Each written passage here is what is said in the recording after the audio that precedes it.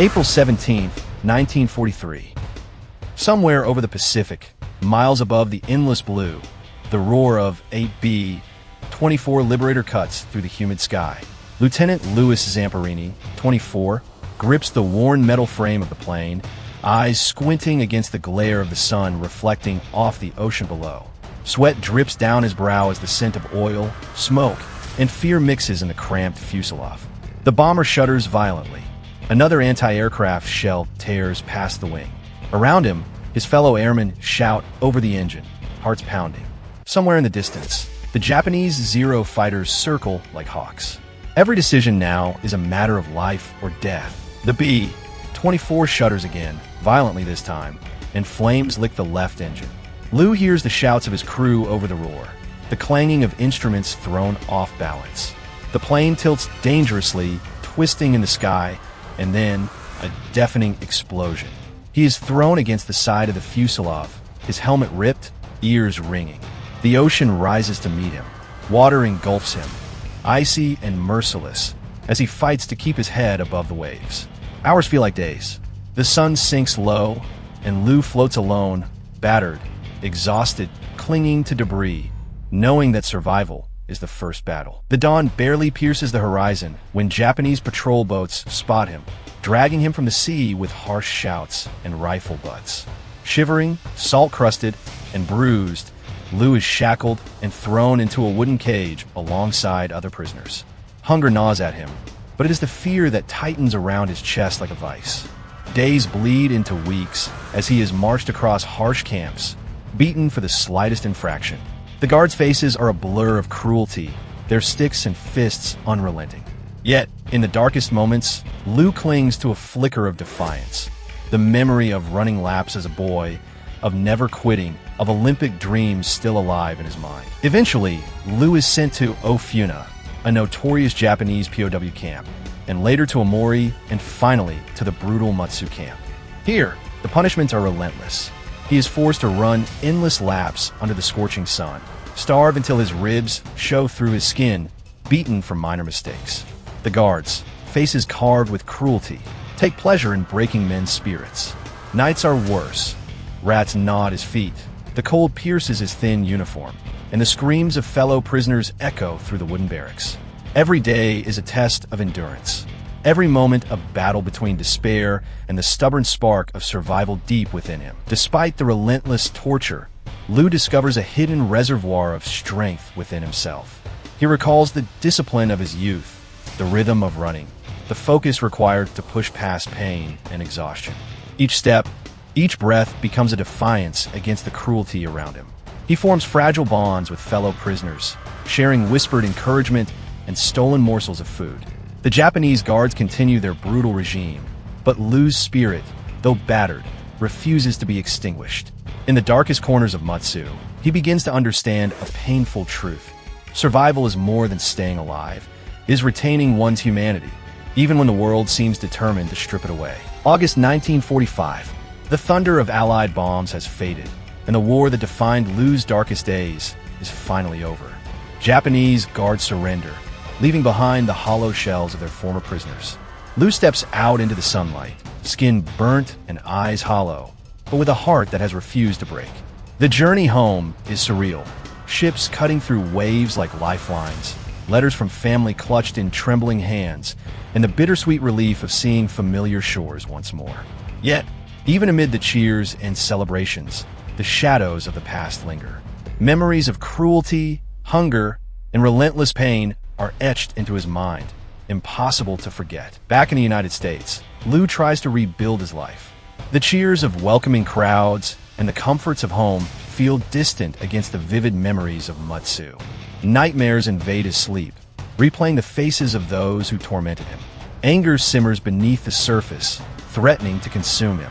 Friends and family struggle to reach him, but Lou isolates himself, burdened by trauma that no medal or honor can erase. He finds solace only in running again, the familiar rhythm of feet against pavement, a temporary escape from the relentless weight of his memories.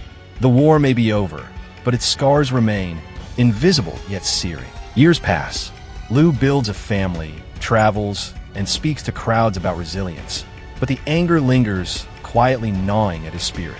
Then, one day, he hears about a Japanese conference where former soldiers speak openly of the war. Something stirs inside him, a curiosity, a yearning for release. Against every instinct, he decides to face the ghosts of his past. In a quiet room, filled with men who once held him captive, Lou listens. Faces once twisted with cruelty now carry lines of age and reflection. And in that moment, Lou realizes that the chains of hatred bind him far more than they ever bound his captors. Standing before the men who had once beaten and tormented him, Lou's voice is steady but soft. He recounts the pain, the endless suffering, yet he does not accuse. Instead, he speaks of understanding, of compassion, and of the freedom that forgiveness can bring. The room is silent, heavy with emotion. Some Japanese veterans bow their heads, tears glistening in their eyes. Lou's act is not just reconciliation. It is a reclamation of his own peace. For the first time in decades, the weight on his chest lifts. He forgives them, publicly, unequivocally, proving that courage is not only surviving war, but choosing humanity after it. News of Lou's forgiveness spreads quickly, capturing hearts around the world. Newspapers and radio broadcasts tell of the American airman who faced unimaginable cruelty and responded not with vengeance, but with mercy. Schools invite him to speak, veterans seek his insight, and ordinary people find inspiration in his story. Lou's life becomes a testament to the human capacity for endurance, courage, and compassion. He shows that even decades after suffering, one can choose light over darkness, understanding over hatred, and peace over revenge. His story transforms him from a survivor into a beacon of hope for generations. In the years that follow, Lou Zamperini continues to run, not just on tracks, but through the hearts of those he inspires. Documentaries, books, and films recount his extraordinary journey. From Olympic stadiums to the frozen Pacific, from POW camps to forgiveness ceremonies. People worldwide marvel at how a man who endured so much cruelty could choose grace over anger. Lou's message is simple yet profound. True strength lies not in hatred or revenge, but in the courage to forgive. And as he shares his story, the lessons of resilience and humanity echo far beyond his own life, leaving a legacy that will endure forever. In the quiet of his later years, Lou sits by a window, watching the sun dip below the horizon. The world feels softer now, shadows of the past tempered by decades of peace and understanding. He reflects on the boy who ran barefoot through California streets, the airman who faced death over the Pacific, and the prisoner who endured Mutsu. Each chapter of his life, painful or triumphant, has led him here.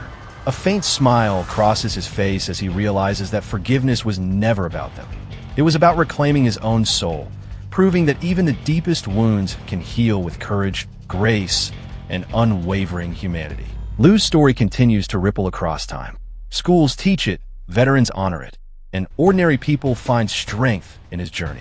Young athletes, budding leaders, and survivors of their own battles look to his life as proof that resilience is not just physical endurance, it is moral courage. Documentaries replay his speeches, showing a man who faced hatred and returned it with compassion. Every retelling reinforces a timeless truth.